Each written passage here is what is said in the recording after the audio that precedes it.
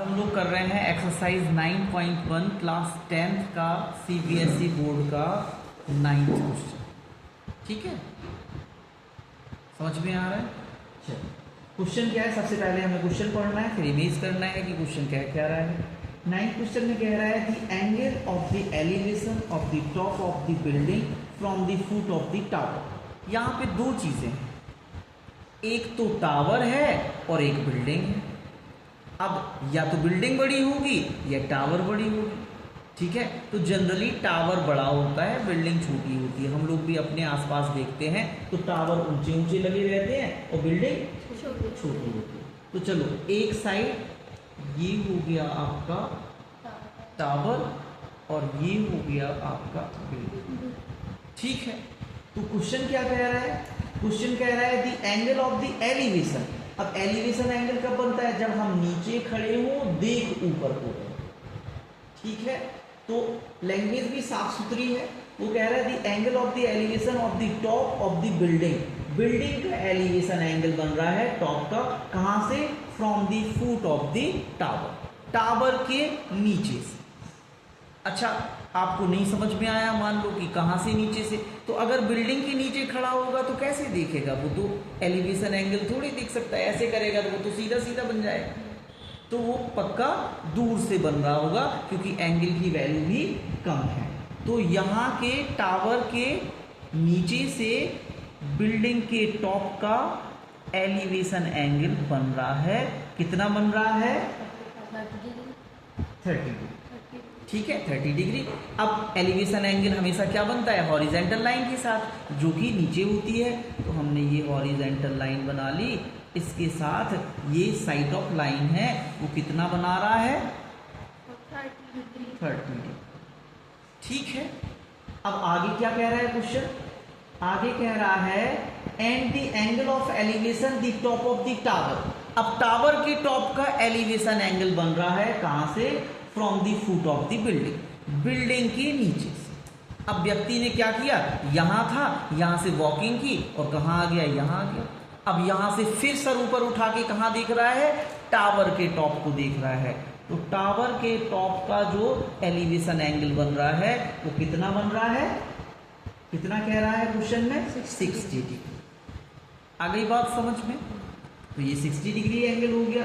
आगे क्या कह रहा है? If the tower is 50 metre high. वो कह रहा है टावर 50 मीटर ऊंचा है। तो हमारा टावर ये था, तो टावर की हाइट कितनी उसने बता दी? 50 मीटर। तो हमने यहाँ पे 50 मीटर। क्लियर हुआ? अब आगे बढ़ेंगे हम। क्या कह रहा है? Find the height of the building. Building की हाइट हमें निकालनी है। तो जो हमें फाइंड करना होता है उसी को लेट कर लेना होता है। तो हम लिखेंगे let the height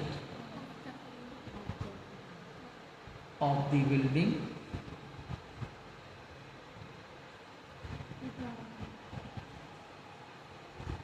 is h metre.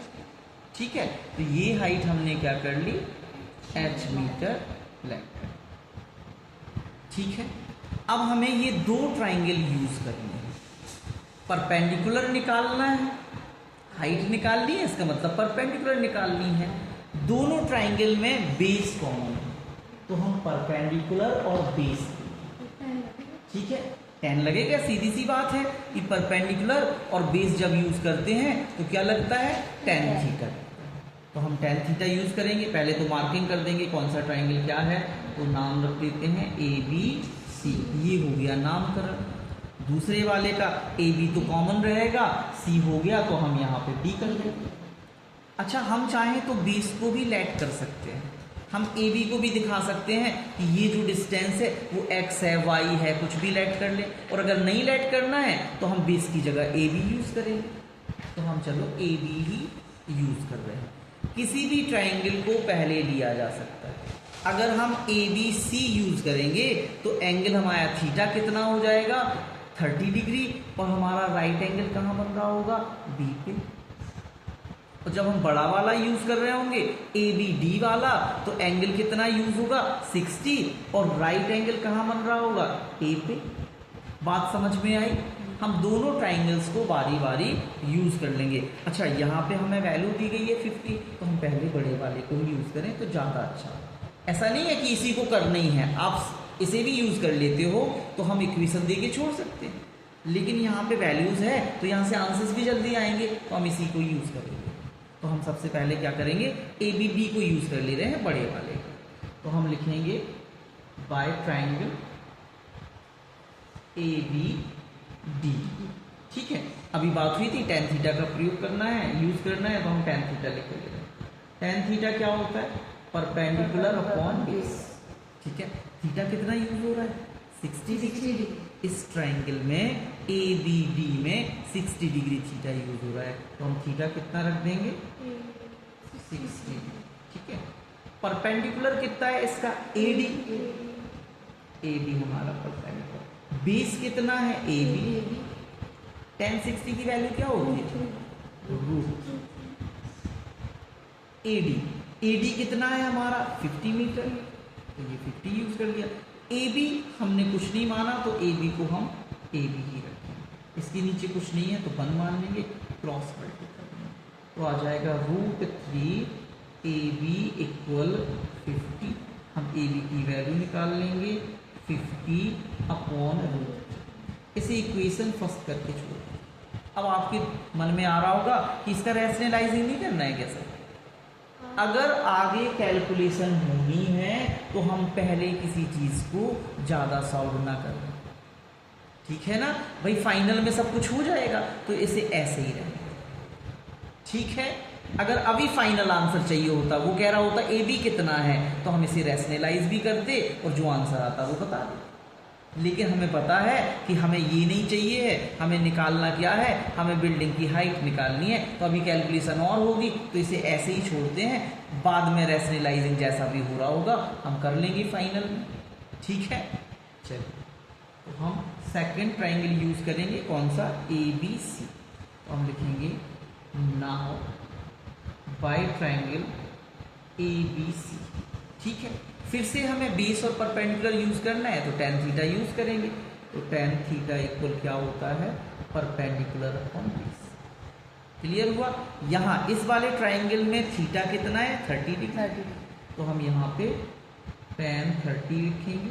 Perpendicular हमारा कितना है, BC, तो हम यहाँ पे BC रखेंगे। बेस कितना है, AB, तो हम यहाँ पे AB। ठीक है, सबकी वैल्यू पुट कर देंगे। हमारा tan 30 की वैल्यू कितनी होती है, 1/√। BC, BC क्या है, परपेंडिकुलर, उसकी वैल्यू हमने h लेट कर ली है, इसकी जगह h रख लेंगे।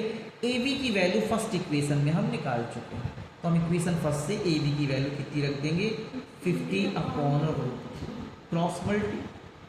ठीक है, h का √3 के साथ मल्टी होगा तो कितना हो जाएगा, √3h इक्वल 50/√3 का 1 के साथ होगा तो यही आ जाएगा 50/√3। ये √3 और हम भेज देंगे नीचे, तो h equal 50/√3 multiply √3, h equal आ जाएगा 50/3। हम चाहें तो यही आंसर भेज दें, यही हम रहने दें कि चलो हो गया, चाहें तो इससे डिवाइड कर दें, पॉइंट में ला दें, चाहें तो मिक्स फ्रैक्शन में भी ला दें, है ना। तो बुक में जिस भी टाइप का आ रहा है वो सारे आंसर माने जाएंगे। एग्जाम में आपको पता नहीं पड़े कि क्या करना है, हम कैसे छोड़ें, तो ये देखो सिंपल कैलकुलेशन है, पॉइंट में छोड़ सकते, है ना। तो इसे हम सॉल्व कर लेंगे, पॉइंट में छोड़ देंगे। हम चाहें तो मिक्स में भी छोड़ सकते हैं, शायद आंसर सीट पे मिक्स में आ रहा है तो हम मिक्स में छोड़ दें, तो इतने मीटर हमारा आंसर आ जाए। समझ में आ गया? कोई दिक्कत है, कहीं डाउट है तो एक बार और समझ लो, एक बार और एक्सप्लेन कर दें, क्या है, जरूरत है? चलो देख एक बार और। यहाँ पे क्वेश्चन क्या कह रहा है, आप सीधा सीधा क्वेश्चन बताए दे रहे हैं। क्वेश्चन कह रहा है कि एक टावर है और एक बिल्डिंग है, ठीक है। यहाँ ये नहीं कह रहा कि बिल्डिंग के ऊपर टावर है, जैसे पिछले क्वेश्चन में कह रहा था उसने कि बिल्डिंग है उसके ऊपर टावर है। यहाँ ऐसा नहीं कह रहा है, कह रहा है एक बिल्डिंग है और एक टावर है, तो दोनों जमीन पे ही लगे होंगे, बिल्डिंग भी जमीन पे बनी होगी, टावर भी जमीन पे लगा हुआ, तो एक दूसरे के अपोजिट में हमने बना लिया, ठीक है। अब वो कह रहा है कि एलिवेशन एंगल बन रहा है किसका, बिल्डिंग के टॉप का। कहाँ से, foot of the tower, tower के नीचे से एलिवेशन एंगल बन रहा है, यानी यहाँ से व्यक्ति देख रहा है तो एलिवेशन एंगल कितना बन रहा है 30, तो हमने ये साइड लाइन खींच दी और ये हॉरिजेंटल के साथ 30 डिग्री एंगल बना दिया। अब कह रहा है वही व्यक्ति यहाँ खड़ा था, अब वो यहाँ से वॉकिंग की उसने और कहाँ पहुँच गया, बिल्डिंग के नीचे। अब यहाँ से टावर के टॉप को देख रहा है, तो टावर के टॉप को जब देखेगा ऊपर सर करके तो एलिवेशन एंगल यहाँ पे कितना, क्वेश्चन कह रहा है 60 डिग्री बन रहा है, तो हमने 60 डिग्री बना दिया। अब वो कह रहा है जो टावर है वो कितना है 50 मीटर हाई, तो हमने टावर की हाइट को 50 मीटर बता दिया। आपकी बिल्डिंग की हाइट को वो फाइंड करने की बात कर रहा है, तो हमने उसे लेट कर लिया कि बिल्डिंग की हाइट जो है वो कितनी है h। ठीक है, अब यहाँ पे हमने देखा दोनों ट्राइंगल्स यूज करने हैं, हमें परपेंडिकुलर फाइंड करना है इस वाले ट्राइंगल का, तो दोनों ट्राइंगल में कॉमन क्या है बेस, भाई हाइपोटेनियस कॉमन तो नहीं है ना, तो हम हाइपोटेनियस यूज नहीं करेंगे, हम क्या यूज करेंगे बेस, क्योंकि ये दोनों ट्राइंगल्स में कॉमन। ठीक है, तो हमने कोई भी ट्राइंगल पहले ले सकते हैं, हमने देखा कि इस वाले ट्राइंगल में हमें हाइट दी है तो हम इस ट्राइंगल को पहले ले लेंगे। अब परपेंडिकुलर और बेस यूज कर रहे हैं तो tan थीटा लगाएंगे, tan थीटा इक्वल क्या होता है परपेंडिकुलर अपॉन बेस। ठीक है, थीटा यहाँ कितना यूज हो रहा है 60 डिग्री, हमने 60 लिख लिया, परपेंडिकुलर कितना है AD, बेस कितना है AB हमने रख दिया। tan 60 की वैल्यू कितनी होती है √3, तो हमने √3 रख दी। AD कितना है 50 मीटर, तो हमने 50 लिख दिया। AB कुछ नहीं पता तो हमने AB का AB रख दिया, क्रॉस मल्टी किया तो AB इक्वल कितना आ गया 50/√3। इसे इक्वेशन फर्स्ट करके हमने छोड़ दिया। ठीक है, इसे इक्वेशन फर्स्ट करके छोड़ देंगे। अब सेकंड ट्राइंगल यूज करेंगे। अब सेकंड ट्राइंगल में थीटा कितना है 30, तो हमने tan 30 यूज कर लिया। परपेंडिकुलर कितना है हमारा BC, बेस कितना है AB। अब BC क्या है, BC को हमने h लेट किया है तो h कर दिया। AB फर्स्ट इक्वेशन में वैल्यू निकाल चुके हैं तो यहाँ से उठा के पुट कर दिया। फिर हमने क्या किया क्रॉस मल्टी किया तो √3h इक्वल इतना आ गया। h की वैल्यू चाहिए तो √3 को हमने उस साइड भेज दिया, √3h लिखा। हाँ। तो सब वहाँ तो मल्टी में है, तो यहाँ डिवाइड में ही आया ना, डिवाइड का मतलब नीचे ही तो आया। हाँ। अब यहाँ पे √3 पहले से था तो उसी के साथ जाएगा। अब √3 का मल्टी हो गया तो 3 हो गया, अब ये 50/3 हो गया। अब हमने ये आंसर आ गया फाइनल। अब हमने आपको बताया कि पॉइंट में छोड़ना चाहो तो पॉइंट में छोड़ देना, मिक्स में छोड़ना चाहो तो मिक्स में छोड़ देना। ठीक है, क्लियर हुआ, चलिए थैंक यू।